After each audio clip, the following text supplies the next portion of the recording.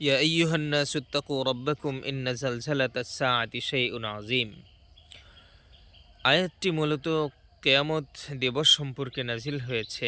তবুও আয়াতটি এই জন্য স্মরণ করলাম যে আল্লাহ রাব্বুল আলামিন দুনিয়ার মধ্যে কেয়ামতের কিছুটা নমুনা, আল্লাহ পাকের শক্তির কিছুটা নিদর্শন মাঝে মধ্যে বান্দাদেরকে দেখান। এই জন্য বান্দা যখন আল্লাহ পাকের সাথে প্রকাশ্যে নাফরমানিতে লিপ্ত হয়, বান্দা যখন আল্লাহ পাকের শক্তিকে অবজ্ঞা করে আল্লাহ পাকের সাথে যখন শরিক করতে শুরু করে, বড় বড় কবিরা গুনাহের মধ্যে লিপ্ত হয়ে যায়, তখনই আল্লাহ পাক বান্দাদেরকে সতর্ক করার জন্য, তওবা করার জন্য এবং নিজের দিকে ফিরে আসার জন্য এই প্রাকৃতিক দুর্যোগগুলো আল্লাহ রাব্বুল আলামিন বান্দাদের মধ্যে দিয়ে থাকেন।